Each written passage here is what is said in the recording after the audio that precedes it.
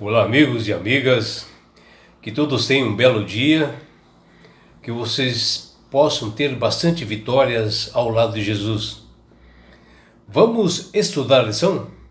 E hoje, quinta-feira, 8 de dezembro, a lição 11 ela tem como título Personificações e outras aparições. É verdade que a demonologia, ou o estudo do demônio, ele não deve ser o cerne da nossa fé em Cristo. Mas nós devemos saber as atuações do demônio para que nós possamos ter ferramentas para combater esse inimigo, para que nós não sejamos enganados.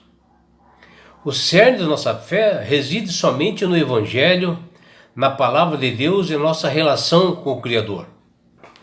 Mas temos que admitir que nós estamos sujeitos à tentação e ao mal. E Satanás usa personificações, muitas vezes sob a forma do bem, onde o mal existe e não é apenas uma ideia. E o inimigo seduz, porém o homem o escolhe livremente pelo livre-arbítrio que Deus dá para todos, onde o mal é uma realização inteiramente espiritual. Porém, o poder de Satanás está para além das forças humanas e só pode ser combatido quando o homem humildemente reconhece a sua inferioridade e pede ajuda ao Criador e mantenedor do universo para que ele possa atuar.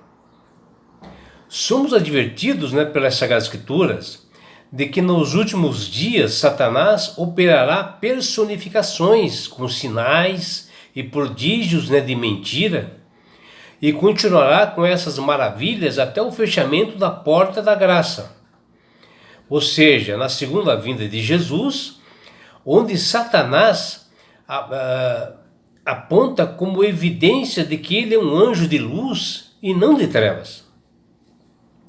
Lembrando que a Bíblia fala que ele, o demônio, personificará a figura de Cristo antes da sua segunda vinda. Ou seja, o anticristo fazendo milagres e o mundo que tem rejeitado a verdade recebê-lo-á como o Senhor dos senhores falsamente. E ele operará e enganará até os eleitos despreparados. Uma das formas que Satanás mais se utiliza é a personificação dos mortos.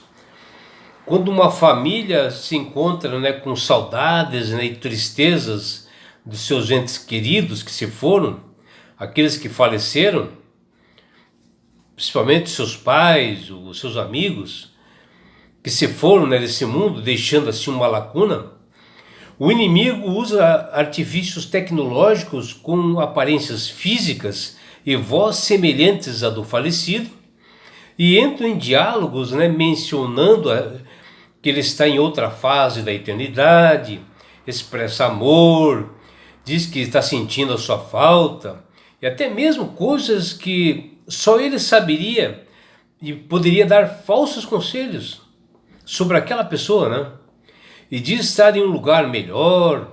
Ele dá até opinião sobre a parte espiritual daquela pessoa e como ela deve agir. E eu já havia mencionado aqui, tive uma experiência com meu pai falecido, onde o Satanás apareceu e disse estar triste, Na verdade, meu pai apareceu para mim, dizendo que ele estava triste, por eu ser evangélico, e eu pertencer à Igreja Adventista do Sétimo Dia. E eu já tinha contado essa história, que eu desmascarei o inimigo naquele momento. E por isso que nós devemos conhecer e se aprofundar nas Sagradas Escrituras, e saber que os mortos estão inconscientes, estão dormindo, eles não falam, eles não ouvem. O próprio Jesus disse que a morte é um sono, porque as personificações e as aparições satânicas podem ser muito assustadoras e enganadoras. E se nós não estivermos assim preparados dentro da palavra de Deus,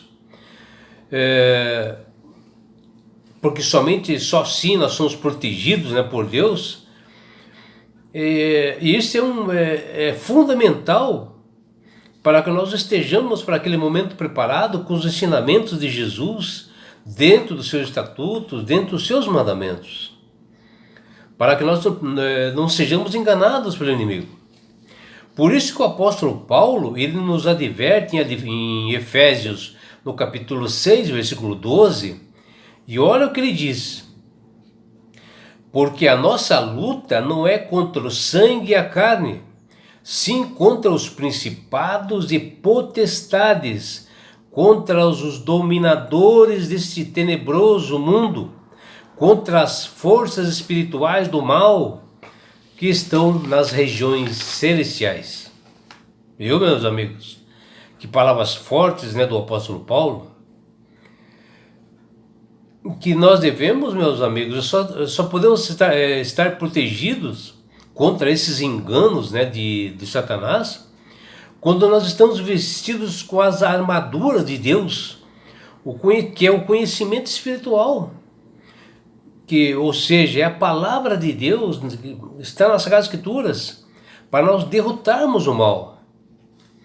E Jesus, ele também nos advertiu dizendo, olha o que Jesus fala: ai da terra e do mar, pois o diabo desceu até vós, cheio de grande cólera, sabendo que pouco tempo lhe resta. Está lá em Apocalipse 12, versículo 12. E para nós não sermos assim enganados e atingidos assim pela fúria do maligno, nós precisamos estar em constante vigilância, a fim de nós sermos encontrados como a virgem pura de um só esposo, que é Cristo, que está lá em 2 Coríntios, capítulo 11, versículo 2. Ou seja, a fidelidade a Jesus, nós estamos preparados. E assim Ele nos levará para as mansões celestiais. E a nossa salvaguarda é se firmar cada dia mais nas verdades bíblicas, para nós não cairmos nesses enganos demoníacos e perdermos a salvação.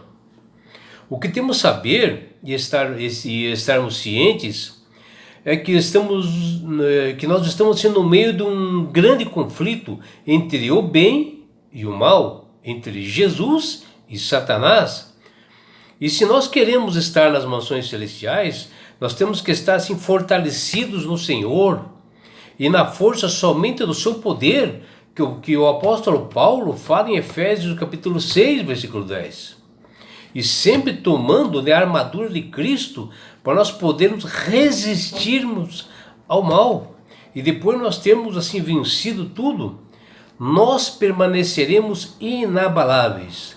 Que está lá em Efésios capítulo 6, versículos 13.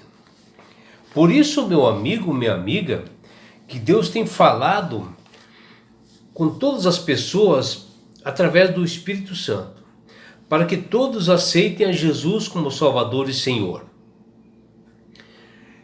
E quando você aceita Jesus como Salvador e Senhor, pelo poder do Espírito Santo, quando Ele te convence, a tua mente assim fica mais leve, meu amigo. Você passa a ser sábio, você passa a entender mais sobre as Sagradas Escrituras, a sua mente clareia pelo poder de Deus. E além do mais, meu amigo, minha amiga, quando você aceita Jesus como Salvador, você ganha esse presente que chama-se salvação. E com isto, Jesus levará você, tua família, todos aqueles que aceitarem como Salvador e Senhor de suas vidas, para as mansões celestiais, no lugar onde não haja mais dor, mais morte, mais sofrimento. E sabe por quê? Deus quer fazer isso com você, meu amigo, minha amiga? Porque Jesus te ama. Abraços do seu amigo João Carlos Amorim.